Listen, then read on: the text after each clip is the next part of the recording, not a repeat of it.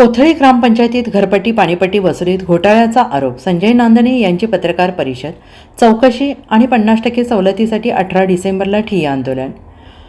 कोथळी ग्रामपंचायतीत घरपट्टी आणि पाणीपट्टी वसुलीमध्ये बनावट पावत्यांच्या माध्यमातून घोटाळा झाल्याचा गंभीर आरोप शिरोळ तालुका विश्वस्त मंडळाचे अध्यक्ष आणि माजी उपसरपंच संजय नांदणे यांनी पत्रकार परिषदेत केला आहे. या प्रकरणाची सखोल चौकशी करून दोषींवर कारवाई करावी, तसेच महाराष्ट्र शासनाच्या मुख्यमंत्री समृद्ध पंचायत राज अभियानांतर्गत थकबाकीदारांना 50% सवलत द्यावी या मागण्यांसाठी गुरुवार दिनांक 18 डिसेंबर रोजी सकाळी ग्रामपंचायत कार्यालयासमोर ठिय्या आंदोलन करण्यात येणार असल्याची माहिती त्यांनी दिली आहे.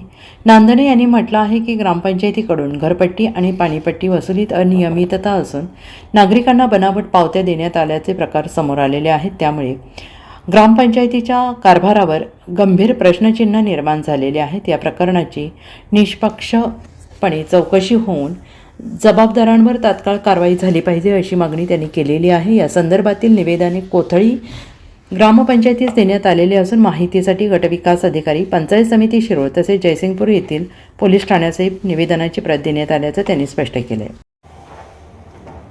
कोथळे ग्रामपंचायतीने मुख्यमंत्री समृद्ध पंचायत राज अभियानांतर्गत घरपट्टी पाणीपट्टी 50% थकबाकीदारांना सवलत द्यावी असा जी.आर. काढला होता व त्या जी.आरची मुदत 31 डिसेंबरपर्यंत ती योजना लागू करायची होती, राबवायची होती. परंतु कोणत्या प्रकारची दमडी न देता गावातील नागरिकांना, मिळकतदारांना अंधारात ठेवून या ठिकाणी ठराविक लोकांच्या उपस्थितीत हा ठराव नाकारण्यात आलेला आहे. त्यामुळं अन्यायग्रस्त झालेल्या किंवा थकबाकीदार असलेल्या मिळकतदारांच्यावर मोठा अन्याय झाला आहे. थकबाकीदार हा थकबाकीदार का राहतो? तर त्याच्यावर कुठला तर नैसर्गिक संकट आलं असते. नैसर्गिक संकटामुळं तो पिचलेला असतो, त्याच्याकडे भरण्याची ऐपत नसते. त्यामुळं त्यांना सवलत देण्याची ही शासनाचे नियम होते. ज्याप्रमाणे शेतकरी कर्जमाफी करत असताना शेतकऱ्यांनाच कर्जमाफी थकीत शेतकऱ्यांनाच केली जाते, कारण नैसर्गिक संकटामुळं किंवा पिकावर पडलेल्या रोगामुळे त्याचं नुकसान झालेलं असते. त्यामुळे त्याला ते कर्ज भरता येत नाही म्हणताना थकबाकीदारांनाच सवलत दिली जाते. जर ग्रामपंचायतीची अशी भावना झाला असेल की थकबाकीदार जे वाढल आणि नियमित नेकावर अन्याय होईल, तर ग्रामपंचायतीने तशा पद्धतीचं शेतकरी कर्जमाफी संदर्भात सुद्धा एक ठराव करावा अशी आम्ही या ठिकाणी मागणी करतो. त्याचबरोबर ग्रामपंचायतीमध्ये गेल्या अनेक दिवसापासून, अनेक वर्षापासून घरपट्टी आणि पाणीपट्टी वसुलीमध्ये घोटाळा झाला आहे आणि त्याची जिवंत उदाहरणं माझ्याकडं पावती सकट लोक आणून दिले. काही जणांना पावती दिल्या 4,000 रुपयाची, त्यांच्या खात्यावर रक्कम आहे 1,500 रुपये, 2,000 रुपये जमा. काही जणांना पैसे घेतल्यात, त्यांचे पावतीच दिले नाही. काही जणांनी ऑनलाईन पैसे भरल्यात, त्यांना घरपट्टी पाणीपट्टीची पावती दिलत नाही. आजही आमच्या काही लोकांना वारंवार मागणी करून सुद्धा त्यांच्याकडे ही घरपट्टी आणि पाणीपट्टीची पावती जर दिली जात नसेल तर हा घोटाळा किती लोकांचा आहे? माझ्यासारख्या कार्यकर्त्याचं मत आहे की अनेक गरीब सामान्य लोक आहेत की जी लोक पैसे दिल्यात घरपट्टीचे, परंतु त्यांना त्या ठिकाणी ते पैसे घेतले आणि आज उद्या देतो पावती म्हणून पावती न दिल्यामुळं असे अनेक लोक माझ्याकडे दररोज तक्रारी घेऊन येतात आणि त्या तक्रारीचं निवारण जर ग्रामपंचायत, ग्रामसेवक आणि पदाधिकाऱ्यांच्याकडे केलं तर चौकशी चालू आहे.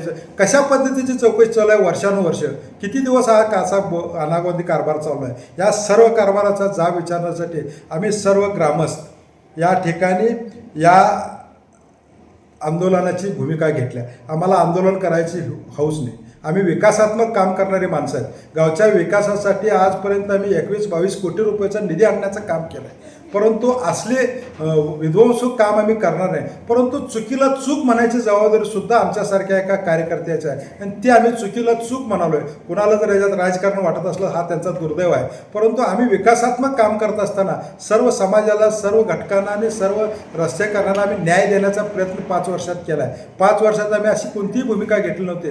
ग्रामपंचायतीला साजेल असं आणि विकासाच्या विमुख काम केलं. परंतु ग्रामपंचायतीने काही चुकीची आणि वर्षानुवर्षे जर सांगून एखाद्या ती गोष्ट रिपेअर होत नसेल तर त्यापुढं आंदोलनाशिवाय पर्याय राहत नाही.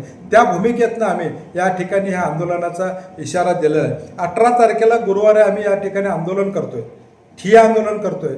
सकाळी 9 वाजता आम्ही आमच्या ऑफिसमधनं येऊन 10 वाजता या ठिकाणी चवडीच्या कार्यालयासमोर बसू. आम्ही दिवसभर बसू.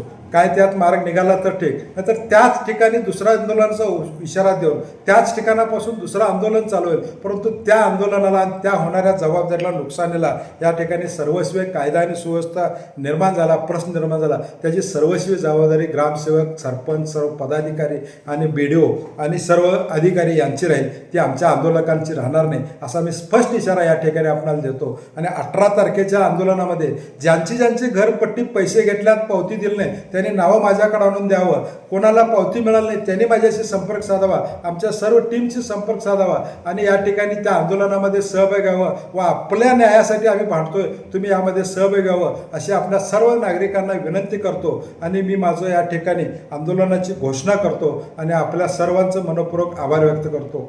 Bureau report SBN Marathi, Kothali.